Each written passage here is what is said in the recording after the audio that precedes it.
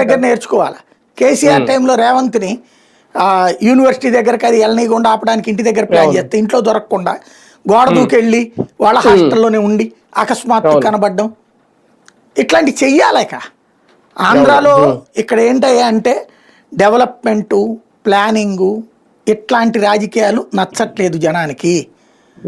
ఎందుకంటే మనం విపరీతంగా చదివేసుకున్నాం, లేకపోతే అసలు చదువులేని వాళ్ళు ఇద్దరే ఉన్నారు ఇక్కడ. మిడిమిడి జ్ఞానం వాళ్ళు ఎక్కువగా మాట్లాడే వాళ్ళు ఉన్నారు. వాడు ఏం మాట్లాడతాడు ఆడికే తెలియని వాళ్ళు చాలా మంది ఉంటారు.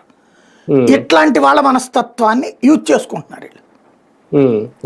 ఈ మిడిమిడి జ్ఞానంగాళ్ల చేతనే మాట్లాడిస్తారు వీళ్ళు. మిడిమిడి జ్ఞానంగాళ్లే రెచ్చిపోయి మాట్లాడుతుంటారు. వాళ్ళని సైకలాజికల్ గా వాడుతున్నారు ఇక్కడ. నిజమైనటువంటి తటస్థులు 80 నుంచి 90% మంది ఉంటారు. అంటే నేను అనేది రెండు పార్టీల్లో కూడా ఇట్లాంటి పెంట ఏంటి, గోల ఏంటి అనేటటువంటి వాళ్ళని ఈ మిడిమిడి జ్ఞానంగాళ్ళు కన్విన్స్ చేస్తున్నారు, కన్ఫ్యూజ్ చేస్తున్నారు.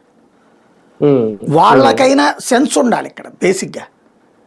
ఇప్పుడు అంటే ఎమోషన్స్ తోనే పాలిటిక్స్ నడపాలి అనే రాజకీయం. లేకపోతే ఇప్పుడు నీ కార్యక్రమం ఏంటి, ఒక్క రోజన్నా మొత్తం ఎమ్మెల్యేలందరూ టైం ఇప్పటికి ఎన్ని రోజులు అయిపోయింది, 5 రోజులు అయిపోయింది, 4 రోజులు అయిపోయినట్టుంది ప్రోగ్రామ్ బిగిన్ అయ్యి. 2వ తారీఖున స్టార్ట్.